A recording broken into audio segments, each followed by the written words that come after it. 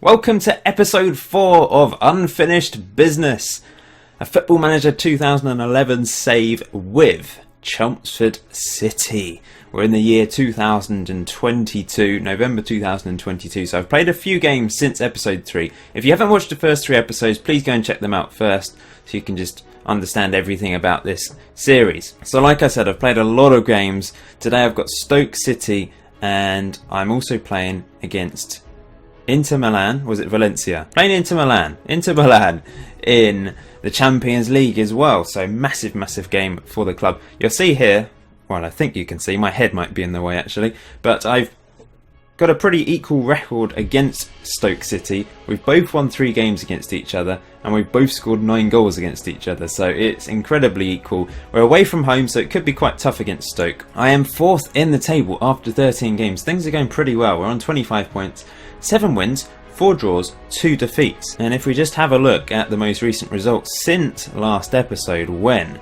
we drew against Valencia and West Ham United, I then beat Tottenham 2-1. Really good win against Spurs away from home. Binderwald, the legend, the Greek legend, with 2 goals. I just love this guy so much. He's only 23 years old as well, so he's just gonna, he could be around for years and years if I was to play this save for years and years. And I just love him. He's got the aggression of a plastic spoon, but I still love him. We then beat Rapid Vienna 5-0, our first ever Champions League win, and it was a thrashing. Vincent Grott got us underway with a 30th minute goal. He was playing up front instead of Binderwald today. Then Kanchelaric scored. Jordan Spence got his first goal for the club, and the Frenchman Augustin Gara coming off the bench to score 2 goals as well. So a really good win against Rapid Vienna. And then a really exceptional win against Chelsea, 3-2. Bit of luck involved. They did take the lead, but then Binderwald got a goal back straight away before Veerman scored just after half time. Unfortunately, Veerman then scored an own goal, but then Chelsea managed to score an own goal, meaning we got the 3-2 win. Really good win. We did unfortunately lose 2-1 in extra time in the League Cup 4th round against Chelsea in the next game. Grott with another goal. Played a couple of really good games for me. He's an interesting player because he's versatile. I decided to stick him up front because I think that's the position that kind of suits him. He can play central midfield. I mean, he plays wherever I need him, to be honest. We lost our second league game of the season against a very strong Man City side. Ever since Man City got the money, Man City are just incredibly powerful on Football Manager. And they went 2-0 up through Christian Eriksen and Araujo. Vitali, the Argentinian centre-back who's had to play the last few games because Aquino, my Paraguayan centre-back, has been out injured, actually got a goal. But unfortunately Verdi finished it off with a 95th minute goal. And then we thrashed Rapid Vienna again, so back to winning ways very soon. And Rados had a fantastic game with a hat-trick, brilliant hat-trick from the Croatian. Garo, the Frenchman, also managed to score in this game. They did take the lead, but I mean, we just came back into it brilliantly. Rados he was just so good in this game. The first game that he's really proven himself, to be honest. He then actually scored in the next game as well, but unfortunately a red card from Cunningham did let us down. Danny Da Costa equalised for Blackburn. And it's an okay point away from home, I guess. A good win against Sunderland though. Binderwald with another 2 goals. His goals seem to come in batches. He goes a few games without scoring, then he scores a couple. And we just drew 0-0 against Liverpool, who got 5 yellow cards in that game. They were the dominant team. We didn't have a single shot on target, so it was pretty good result in the end, considering. Unfortunately, Veerman has been injured for a few games, and he's going to be injured for another 4 to 10 days, so I think he's out for 4 weeks in total, so he's missed a few games.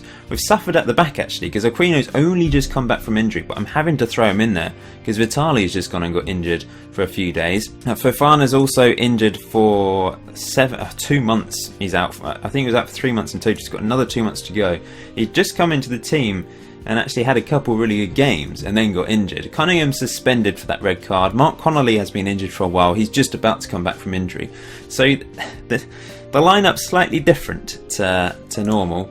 I've also played a couple of England games, by the way. I beat Armenia 1-0 in a European Championship qualifier. It was a real struggle. Peter Hall scored the opening goal. He scored the only goal of the game. So let's have a look at the only goal of the game. Peter Hall's just been phenomenal. Plays for Hull City, so great finish. I wouldn't be surprised if he does move to a really big team at some point. I'd love to buy him, but I very much doubt I could. unfortunately Ian Wood got sent off, which is why it was a bit of a struggle. We had 24 shots, 11 shots on target, but it would have been more comfortable if Hank got sent off, I think. And then I played Zimbabwe in a friendly. Now, I had the opportunity to arrange a friendly, but I think all the other teams, all the other nations had arranged friendlies already. Meaning, the only team I could seem to find that was available was Zimbabwe. And Peter Hall scored a hat-trick. 3-0 win. He's just phenomenal, this guy. If we take a look at him, 12 goals in 15 games for England now. Exceptional player. He's worth quite a lot of money. So, I've done the old thing which you could do on the old games, is when you talk to the press about them, and I've declared my interest, I've admired him. So if there's any chance, maybe one day, that when I have enough money, I might be able to sign him, but we'll see. So yeah, the England, I've not conceded a single goal in my 4 games, and I've scored 13 goals, so it's gone pretty well. So this is the lineup to take on Stoke City. Johansson in goal, Line, Aquino, Jordan Spence having to play at centre-back, Brand at left-back as Cunningham suspended, Kuka, Buson, Aman, Rados, Fleck and Bindiwald. Ramos has been brilliant Rados has been brilliant lately, so that's why he's in the team. I was going to show you the tactics in a bit more detail, but I mean, it doesn't really matter because I very much doubt it. Many of you are playing FM11 anyway, but this is what I am using if you are interested. So I've said that I do try to be more direct. I try and hit it long for Binderwald to run onto. It does tend to work pretty well, I find. So that's what I use. It's quite simple really, but I do like the old Christmas tree formation. It works really well on the older games. So let's get on with the game, shall we? Please hit that like button if you haven't done so already. It'd be much appreciated. Because it's funny, the first episode of a series always get loads of likes and it just drops off. And sometimes you keep up the views do very well, but people tend to maybe just don't hit the like button for whatever reason. If there is a reason why you don't hit the like button, let me know. I know some people watch YouTube videos on TV, so that could be a reason. But if you want to let me know that you're enjoying the series, enjoying the videos, the best way to do it is to hit the like button and let me know in the comment section below. Otherwise I don't know. Johansson with a couple of good saves there. Good stuff from him. Uh-oh. We're looking a bit ragged at the back, as you would expect with this back four that haven't played together before. Line, Aquino, Spence and Brand. And we're being completely pummeled by Stoke City here. How have we not conceded yet? I shouldn't say that so soon. Here they go. It's well wide and over the bar, but I think it's because we're playing quite deep, so I'm going to push up. I'm going to adapt my tactics in the game. That's what we have to do. I'm going to push the defence up to normal, and that's all I'm going to do actually. But just that simple change could make a difference. I bet they go and score now from a free kick. Oh, what a save! It's not a goal. It's a foul or offside. Offside, Andre Wisdom. That was a right old scramble in there. I know a lot of people have been commenting on the videos saying they actually prefer the look of the FM11 match engine. Look at that, Wisdom was offside there. I think it looks a lot smoother. It might not be as good quality wise in terms of the graphics maybe, but then again I'm playing on a powerful computer, so FM11 may actually look better than it shouldn't. FM16 should look a lot better, shouldn't it? 5 years worth of development. If it doesn't look that much better, then I don't really know what they're doing.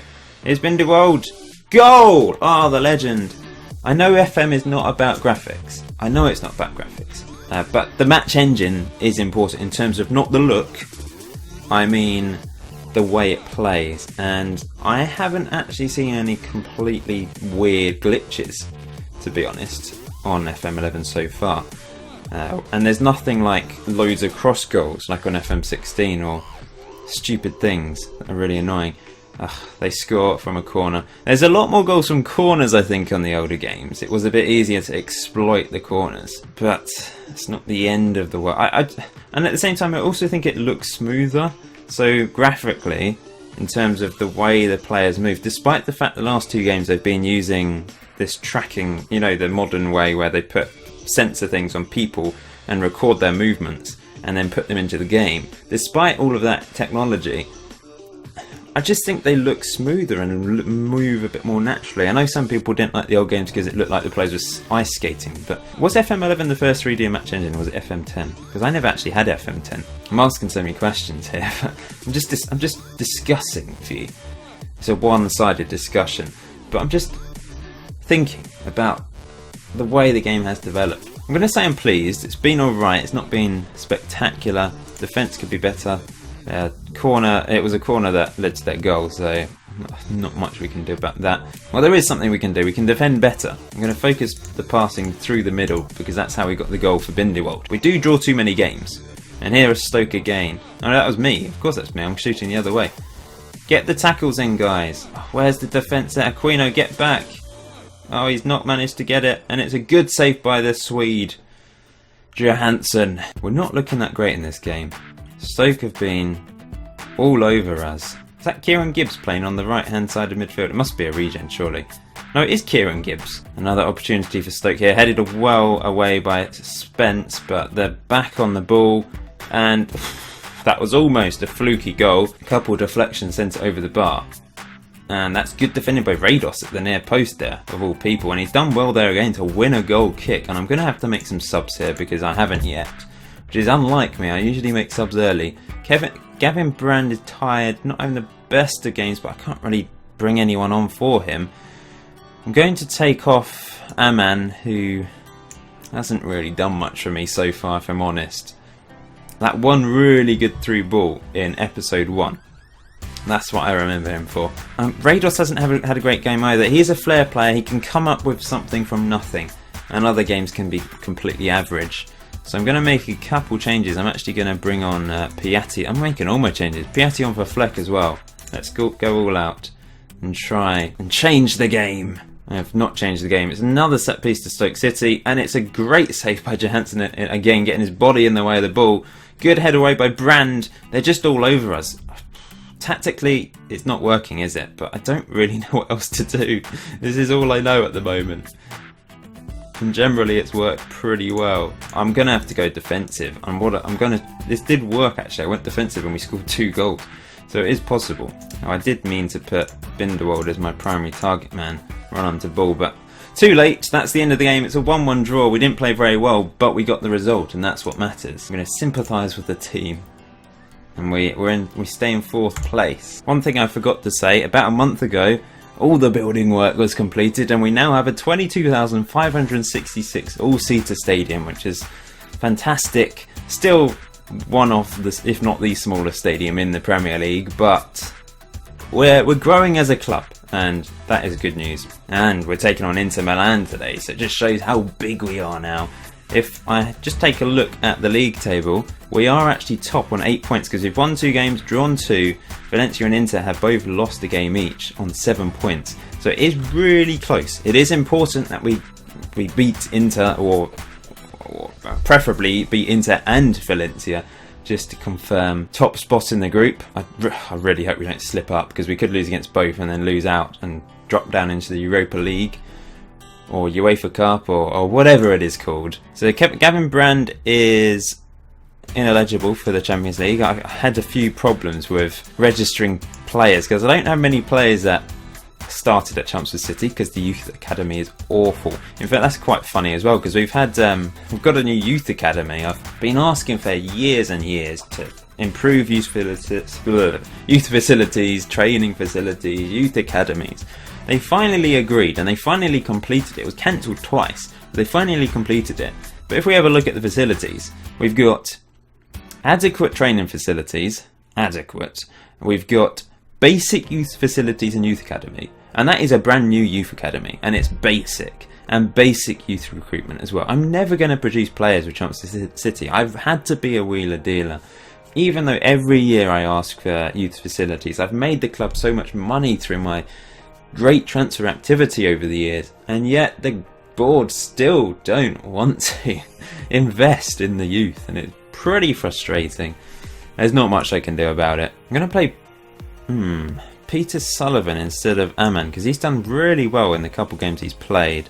I'm going to put Piatti out of the team and Aman on the bench, but I'm giving Peter Sullivan on loan from Man City his 3rd chance in the team to impress. He's impressed in his first 2 games, so you never know. Aquino's really knackered, but there's no... I mean, I could play Linganzi at centre-back. Maybe I should do that. Not really a centre-back, but I don't really have many options at the moment. I could play Aman centre-back. I mean, can he play centre-back? Let's have a look. Centre-back, he's actually quite good. In fact, he's better. I'm going to put Aman at centre-back. There we go. I've decided. Spence can go to right centre-back and Linganzi can go to left. And then I'll put Aman in. Brilliant. Let's see how this goes. Submit team. One day more. Don't know why that came into my head. I'm going to ask my assistant. They've got Coutinho, by the way. 30 years old now. He's ended up playing for Italy. Kristig was incredible on FM11 and FM12. Oh, I loved this guy. So good. He's got really good. Douglas Costa has become a regular for Brazil. Oh, they've got that's a regen, but they've got Makeda up front, the ex-Man United guy. And he's become a really good player, actually. Wish the team luck. Play, please, guys. At least, if we can at least get a draw, that would be nice. We've drawn all 3 of our matches that we've played against Inter Milan previously. Let's try and at least get a 4th draw. Preferably a win, though. And here's Binderweld running through. What's he going to do? Oh, he went for the right option in putting it across the face of goal, I think, but he couldn't quite find the corner. Cunningham. Buson, he's been ever present in central midfield for me. Into Fleck, nice ball into Binderwald, running through. Probably shouldn't have shot there, a bit early. Left-footed as well. I don't really know what he was trying to do. I think he's just predominantly right-footed. Oh, great save, Johansson, diving down to the left and catching the ball as well. Cunningham, what's he going to do? Into Aman, playing in centre-back, but he's a good centre. I didn't realise he could play centre-back so well. Here's Line. And that has petered out. Oh, a corner, Kuka. Aman, oh, almost his first goal for the club. At the near post. He's got good heading as well, so, you know, he's a useful player to have in that position, in Veerman's position. I think he's better at heading than Veerman, actually. Maybe I should just play Aman centre-back. Here's Line clearing up at the back. That was a pretty long header back to Johansson. Rolled out to Cunningham. Over to Line, nice play. Buson, lovely ball to Fleck. Can he get on the end of it? He can. Can he put a ball in? He's gone for the shot instead. I've put him as an inside forward in that role, so that's probably why I went for the shot. But he couldn't find the back of the net. Line now on the ball into Kuka, nice play. Fleck, Binderwald. I think he was looking for Line out wide, but he couldn't find him. And here go into Milan. Makeda looking dangerous. Cutting in. Back to Kristig. Fleck, brilliant defending and tracking back, and now he's charging up the pitch. He puts into a hard shift, he does. Fleck, look at him go, he's still got. Why is he shot from there though? He went all the way up the pitch, then shot from a ridiculous angle. He should have crossed it in. Alright, so FM's always been the same. It's always ridiculous shots from ridiculous angles. Binderwald running through. Come on! Goal! Oh, it's a ball over the top again. That's what we're best at. Binderwald just running on. A mistake at the back and he scores. Ah, thank you, Binderwald. He's got over 10 goals this season now. That might have been his 11th. Look at that. Air header from the defender. And he's taken it he just put it onto his left foot and then placed it past the keeper. Lovely stuff. So we'll have a look at him. He's right-footed, yeah. And he scored how many goals? 9 league goals, 10 goals, and that will be his 11th goal this season, won't it? 1-0 up. We've got a security of a goal, but here go Inter Milan, charging through, and it's wide, fortunately. Here goes Makeda again. Douglas Costa, Makeda. Good save, Johansson. He has to put in some good games from time to time at the back. On the older games, goalkeepers would sometimes put in some absolute worldy performances quite often. Usually against you, to be fair. I know it happens on the new games as well, but on the old games it did happen quite a lot, which is why, to be honest, we do sometimes dominate games, but we're just unable to score because a goalkeeper puts in a worldy performance. Here's Cunningham. Rados, what's he going to do? The Croatian just about sneaks the ball through, and now he's on the ball again. He skipped past his man, and Kuka! Oh, it's a good save by the keeper. If it just put it slightly further to the right, that would have been a goal. Aman's taken the throw-in from... Why? He's a centre-back. I'm not sure why he was taking the throw-in. Completely out of position by doing that. And we're 1-0 up at half time, which is very pleasing. Play yourself pleased.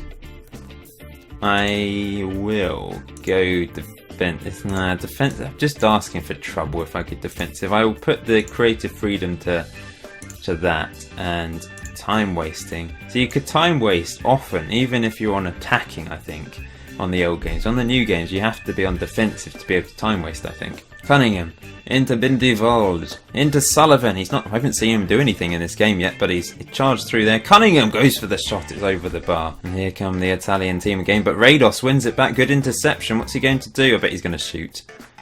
Nope, it's back to Sullivan. Oh, what a strike. He's not done anything all game, I'm saying, but there's Peter Sullivan on loan from Man City, blasting it into the top left-hand corner. Good stuff from Rados as well to win that ball back. And he charged through and got the assist. Look at that. Thumped it. 2-0 up. We are going through, I think, as it stands. Here's Fleck. Charging through. Bindewold. Oh, he should have finished. The keeper did well to close him down quickly. Managed to get Bindewold's composure up from 14 to 15 this season, which is good. I'm going to make a sub. I'm going to take off Cuckoo, who's quite tired. And we're going to bring on Grot. No, Richie Davies is a slightly more defensive-minded player. We'll go for him, the Welshman. Sullivan's been brilliant in all 3 games he's played. I think he's only played in the Champions League. Maybe a League Cup game. Maybe I'm going to have to play him more. Maybe I should play him in central midfield instead of Aman. Because Aman's not really done much for me, to be honest. And here go into Milan again. Maybe I should go defensive now as Makeda bursts through. And it's a good save by Johansson again. We're caught out at the back. Where was the defence? Coutinho corner. Oh no. Christig at the near post. It looked really easy. It looked like he just easily beat Davies to the ball. I just wasn't expecting that at all. They've done what I usually do. Look at this, near post. Davies just... It almost looked like Davies headed it in, but Christig is the one that gets the goal. What do I do? Because now they're going to be trying to push for the second. It's crossed in. Good catch by Johansson. Maybe I should go... it's so tempting to go defensive, but then you regret it when they end up winning the game. Rados, Cunningham is on a yellow card. We're going to have to watch out for him. Here goes Peter Sullivan. Put it across the face of goal. Good defending in the end. We had a couple players in there, which was a little bit frustrating. Good tackle by Davies that time, making up for his mistake, I guess. He's injured a player in the process, which I'm not going to worry about. Rados has put in a good shift. He's going to come off though because he's quite tired. Kanchelaric is going to come on. And Bindewold's going to come off with Gary who has some pace, so he's got some legs to him. As do all these players. In fact, they all have 2 legs. I am going defensive. I don't like going deep. That's the problem. Why have I still got it on quick tempo? Normal tempo is required here. Hang on, guys. Hang on. Let's hassle opponents. Hassle them. With your handbags. No! That is frustrating. This is the first frustrating moment of my tenure back in charge of Chelmsford City. I was 2-0 up. I was sailing through.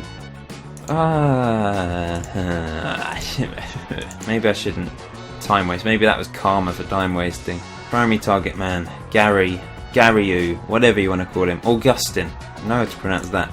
Run onto ball.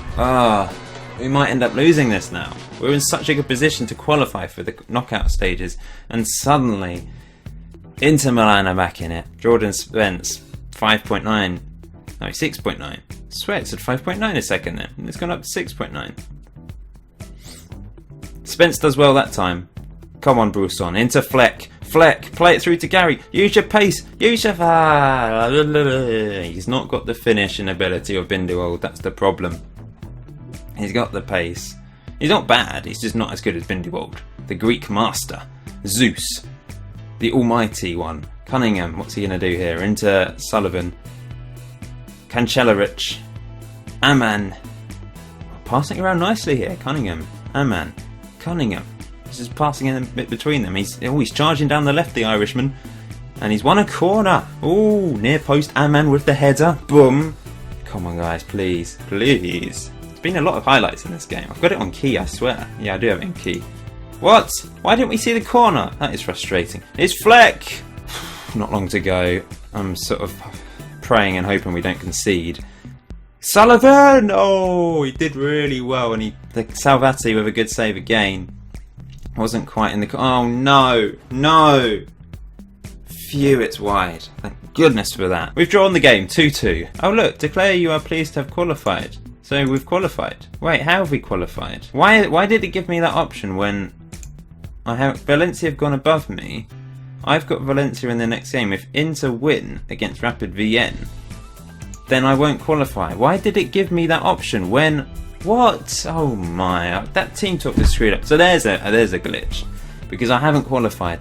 Valencia beat Rapid Vienna, as you would expect, meaning I really do have to beat Valencia in my last game, because Inter will surely beat Rapid Vienna. Suddenly, that 2-0 win turned to a 2-2 draw, and it's looking pretty bad for us. We've drawn 3 group games, and we've drawn 3 games in a row. Oh, I draw too many games, it's frustrating. So the next episode is not going to be too far around the corner. We've got Valencia in a couple games' time, so I'm going to show the Valencia game, and we're going to show the Sheffield United game away from home as well. Anyway, thank you for watching, guys. Over 20,000 people turned up for the Champions League games, so that's good news. Not full capacity though, even though it's Champions League. But never mind. So yes, I'm playing Hull City and Aston Villa behind the scenes. Then we're playing Valencia and Sheffield United in episode 5. Is this episode 4? I've completely forgotten. Nevertheless, thank you for watching. Hit that like button, and I will see you soon.